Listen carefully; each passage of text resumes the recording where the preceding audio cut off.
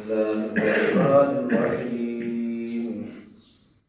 ولا تؤتوا السفهاء أموالكم التي جعل الله لكم قياما وارزقوهم فيها واكسوهم وقولوا لهم قولا معروفا وابتلوا اليتامى حتى إذا بلغوا النكاح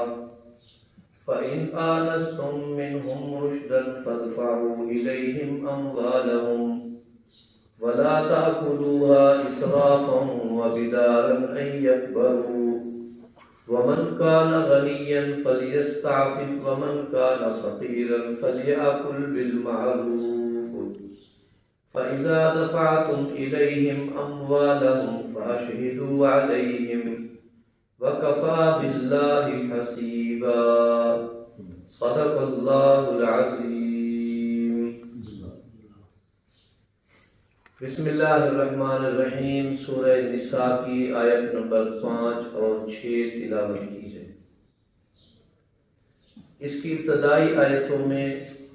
یتیم اور اس کے حقوق، بیوی اور اس کا حق المہر، مال کھانے پینے میں احتیاط، خاص طور پر یتیم کے مال کے متعلق بڑا محتاط کیا گیا ہے.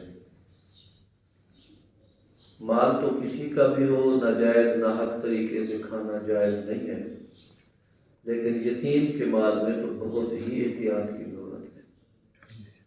اسی طرح قومی مال مانتے جو ہے بیت المال وغیرہ، اس میں بھی بڑی احتیاط کی ضرورت ہے، کیونکہ وہ کسی ایک شخص کا حق نہیں ہوتا، اس میں پوری رعایا کا حق ہوتا ہے. اس میں بھی احتیاط برتنے کی اشد ضرورت ہے.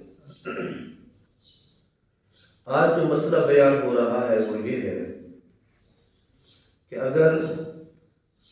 تمہارے پاس کسی یتیم کا یا کسی بے وقوف کا عقل چھوٹی عمر کے آدمی کا مال ہے،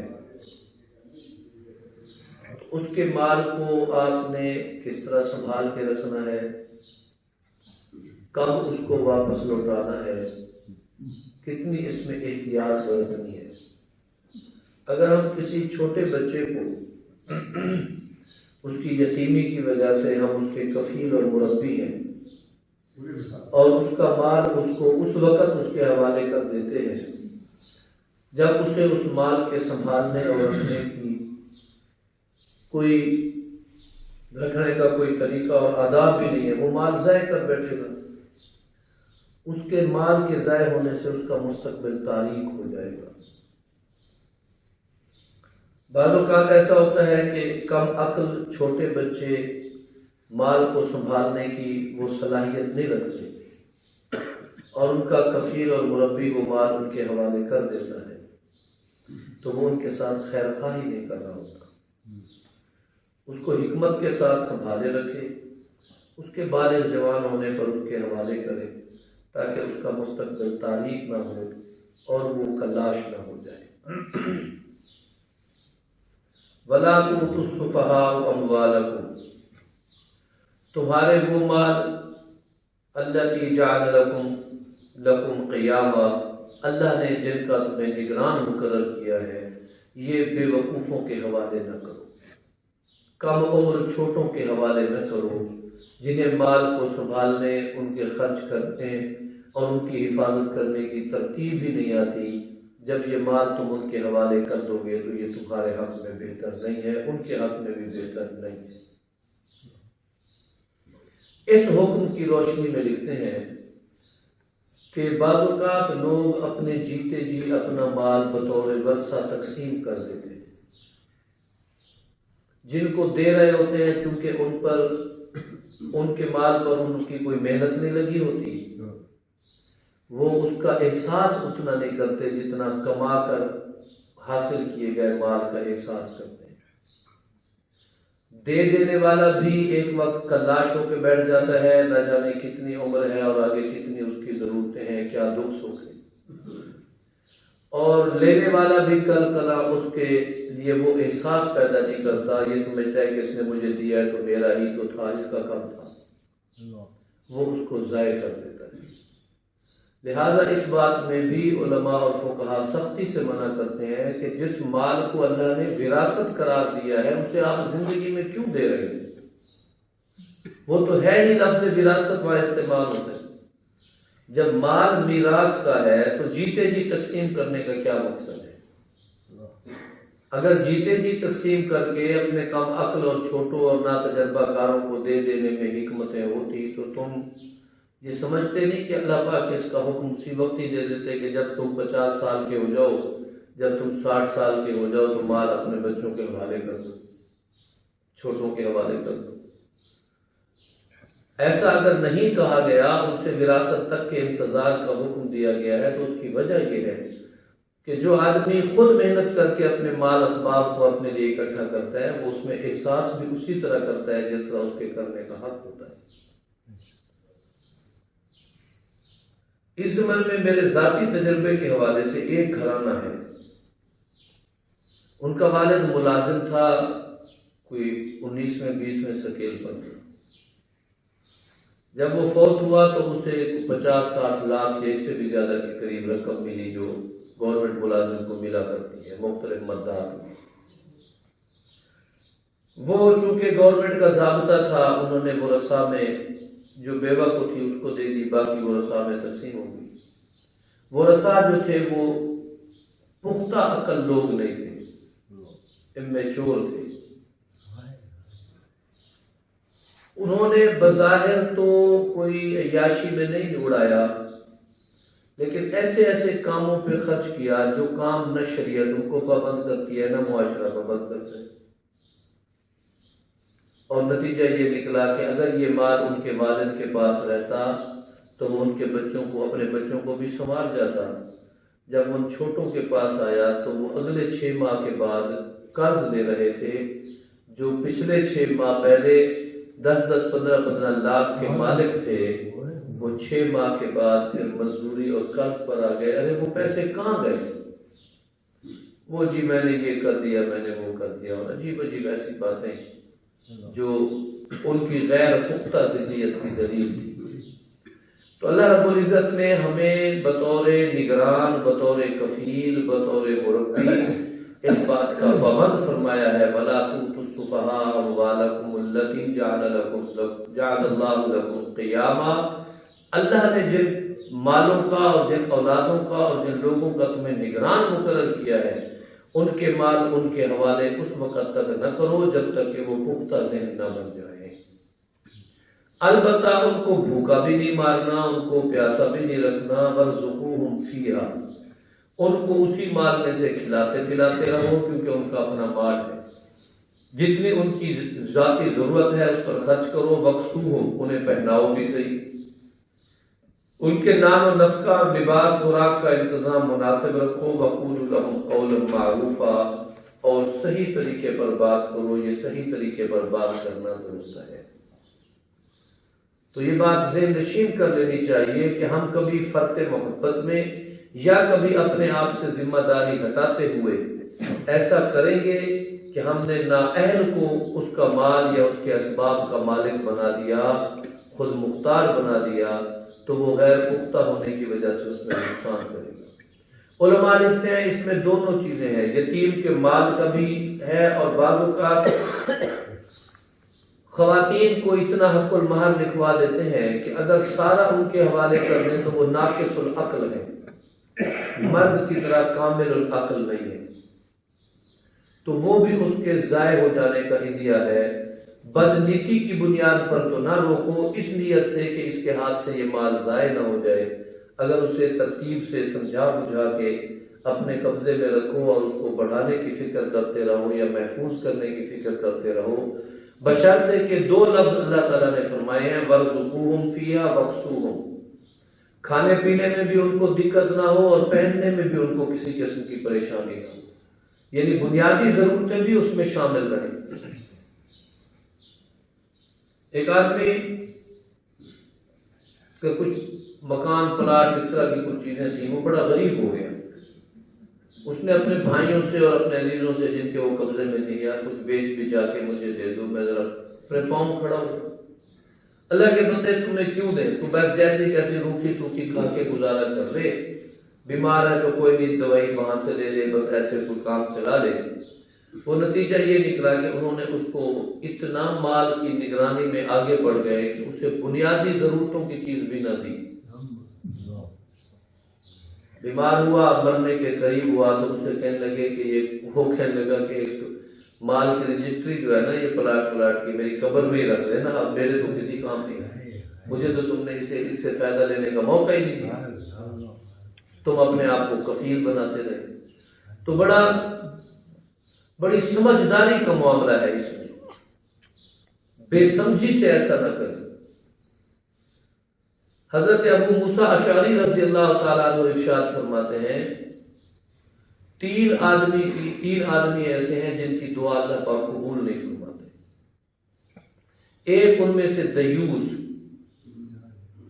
اس کی بیوی بدکاریوں میں مبتلا ہے، نہ اس کو وہ روکنے کی صلاحیت رکھتا ہے، نہ اسے چھوڑ دیتا ہے، اور اس کے ساتھ وہ اس کی اس حالت میں بھی گزارا کر رہا ہے اور وہ اس پر راضی ہے، تو گویا کہ ایسا شخص بے غیرت ہے۔ اللہ کے نبی نے فرمایا اس کی دعا اللہ قبول نہیں فرماتا۔ دوسرا وہ شخص جو قرض دیتا ہے کسی کو اور اس قرض پر گواہ نہیں بناتا، چھوڑ میاں بس تیرا میرا کیا فرق ہے، لین دین کرتا ہے خاص طور پر قرض کی مد میں اور گواہ نہیں بناتا، نتیجہ یہ ہوگا کہ وہ کل کلا دے نہ دے، مکر جائے یا بھول جائے تو معاشرے میں خام کا جھگڑا جنم لے گا، اور ان دو افراد کا جھگڑا جو ہے دو کنگو قبیلوں کا جھگڑا بن جائے گا۔ اگر یہ اس وقت گواہ بنا لیتا تو یہ نوبت ہی نہ آتی۔ تو معاشرتی فساد کو روکنے کے لیے یہ تدبیر ہے، جو معاشرتی فساد کے روکنے کا اہتمام نہیں کرتا، اللہ کے نبی فرماتے ہیں اس کی دعا قبول ہی نہیں۔ تیسرا یہی ہے جو مال ایسے چھوٹے اور کم عمر اور غیر پختہ لوگوں کے حوالے کر دیتا ہے، جس نے مال کو اجاڑنا ہے اور نتیجہ مستقبل میں بھکاری پن، غربت یا غربت سے تنگ آنے کی وجہ سے چوری چکاری، ایسے انلیگل کاموں میں، غیر شرعی کاموں میں وہ پھنس جائے گا۔ یہ اس کی نااہلی کی وجہ سے ہوا۔ اگر وہ اس کو اس اعتدال کے ساتھ مال خرچ کرتا، اس کو روکے رکھتا اس کی عمر کی پختگی تک، تو یہ اس کے حق میں بہتر ہوگا۔ معاشرے میں گویا کہ ایک چور یا ایک رازن یا ایک بھکاری یا ایک فقیر اس کی ناقص پالیسی کی وجہ سے وہ ایسے بے عقل کی دعائی قبول نہیں۔ دیکھو یہ تینوں معاشرتی پہلو ہیں، ہمارا معاشرہ کتنا خوبصورت ہو جائے، ہمیں اس میں کتنی سوچ بچار کرنی چاہیے۔ وَقُولُوا لَهُمْ قَوْلًا مَعْرُوفًا، اگر وہ کبھی مال کے مطالبے میں شدت کریں یا کسی حوالے سے وہ تمہارے ساتھ ایسی بات کرے جو بات تمہاری طبیعت کو ناگوار گزرے، تم جواب میں معروف طریقے سے بات کرو، ان کی بات سنتے سہتے رہو۔ کبھی ہو سکتا ہے کہ یتیم کے مال، یتیم بھتیجا ہے، بھانجا ہے، عزیز ہے، اس کے مال کے تم نگران ہو اور وہ تمہیں مانگتا ہے فضول خرچی کی نیت پہ، اور تم سمجھتے ہو یہ بچہ ہے فضول خرچی کر جائے گا، غیر پختہ ہے، اور اسے کہتے ہو نہیں بیٹا اس کی فی الحال ضرورت نہیں ہے، تو اس کے جواب میں بڑی کڑوی باتیں سن، تیرے باپ کا مال ہے، تیری شے ہے تو میری، دیتا نہیں تو اس کے اوپر یوں بنا بیٹھا ہے، تو اس کو ہمارے حوالے، وہ ایسی باتیں کہتا بھی رہے، تو اسے اللہ کی رضا کے لیے سن کر معاف کرتے رہو، کیونکہ ورنہ اس کا مال اس کے ہاتھوں سے ضائع ہو جائے۔ وَابْتُلُوا الْيَتَامَىٰ حَتَّىٰ إِذَا بَلَغُوا النِّكَاحَ، یتیموں کو اس وقت تک تم تربیت کرتے رہو اور آزمائش کرتے رہو جب تک کہ وہ نکاح کی عمر کو نہ پہنچ جائیں۔ یتیموں کے تم کفیل ہو، ان کا مال تمہارے ہاتھ آ گیا، اس مال کو اتنے عرصے تک روکے رکھو جب تک کہ وہ نکاح کی عمر کو نہ پہنچ جائے، یعنی پختہ نہ ہو جائے۔ لفظ نکاح کی عمر فرمایا، اور نکاح کی عمر جو ہے یہ بلوغت ہے، بلوغت پر جو ہے نکاح کی عمر شروع ہوتی ہے۔ اس کی عمر کی تعیین سالوں میں نہیں ہے، البتہ امام شافعی رحمۃ اللہ علیہ 15 سال کا لفظ بھی بولتے ہیں، اور امام ابو حنیفہ رحمۃ اللہ علیہ 17 سال اور 18 سال کا لفظ بھی استعمال ہوتا ہے، یعنی جب مرد کو احتلام اور عورت کو مخصوص حجاب شروع ہو جائے، یہ ان کی بلوغت کی عمر ہے۔ نکاح کی عمر کو پہنچ جائیں، اب سمجھو کہ یہ کچھ پختگی کی طرف جا رہے ہیں، اب انہیں اپنے کیے کا کوئی نہ کوئی خیال اور احتیاط رہے گی، مال اب ان کے حوالے کر دو۔ فَإِنْ آنَسْتُم مِّنْهُمْ رُشْدًا، اگر وہ بالغ ہو جائیں، نکاح کی عمر پہنچ جائیں اور تم یہ سمجھو، مانوس ہو جاؤ، تمہیں یہ اندازہ ہو جائے کہ اب یہ ہدایت پر آ گئے اور صحیح راہ پر آ گئے اور اب یہ مال ضائع نہیں کریں گے، فَادْفَعُوا إِلَيْهِمْ أَمْوَالَهُمْ، ان کے مال ان کے حوالے کر دو۔ تو عمر کے لیے تعلیم کیا آ گئی؟ نکاح کی عمر کو پہنچنا۔ وَلَا تَأْكُلُوهَا إِسْرَافًا وَبِدَارًا، بعض لوگ یہ کہتے ہیں کہ یہ بچہ اب جوان ہونے کے قریب آ گیا ہے، یہ تو میرے سے اتنے رقم لے جائے گا، اتنا مال اس کا جو میرے پاس تھا، اور تم اس میں فضول خرچی کرنے لگو اور جلدی جلدی سے اس کو استعمال کرنے لگو، یکبرو کہ کہیں یہ بچہ بڑا نہ ہو جائے، اور یتیم کے بڑے ہونے سے پہلے پہلے اس کا مال، سارا مال ہڑپ کرنے کی کوشش کرو، یہ بدنیتی کبھی نہ کرنا۔ ایسا اگر کرو گے تو تم اپنے پیٹ میں انگارے بھرو گے۔ وَمَنْ كَانَ غَنِيًّا فَلْيَسْتَعْفِفْ، اگر تم میں سے کوئی امیر آدمی کسی یتیم بچے کی نگرانی کر رہا ہے تو اسے چاہیے وہ معاف کر دے، یعنی یتیم جو کچھ کھا پی رہا ہے اسے چاہیے اپنی طرف سے کھلاتا پلاتا رہے، اسکول کی فیس دیتا رہے، اپنے کپڑے لباس کا خیال کرتا رہے، اسے معاف کر دے۔ اللہ نے اسے دیا ہے، اس کے اگر گھر کے کنبے میں 5 10 8 افراد میں سے ایک بچہ یہ کھا رہا ہے تو اس کو کھا لینے دے، کوئی حق نہیں۔ اگر وہ سمجھتا ہے من کان فقیرا کہ میں تو خود محتاج ہوں اور میری آمدنی اتنی نہیں ہے کہ میں اس کا مستقل خرچ برداشت کر سکوں، فلیاکل بالمعروف، تو پھر جائز طریقے سے اس کے مال میں سے خرچ کرے، کھائے، ناجائز نہ کھائے۔ فَإِذَا دَفَعْتُمْ إِلَيْهِمْ أَمْوَالَهُمْ، جب ان کے مال تم ان کے حوالے کرنے لگو، فَأَشْهِدُوا عَلَيْهِمْ، تو تمہیں چاہیے کہ تم اس پر پہلے گواہ بنا لو۔ وَكَفَى بِاللَّهِ حَسِيبًا،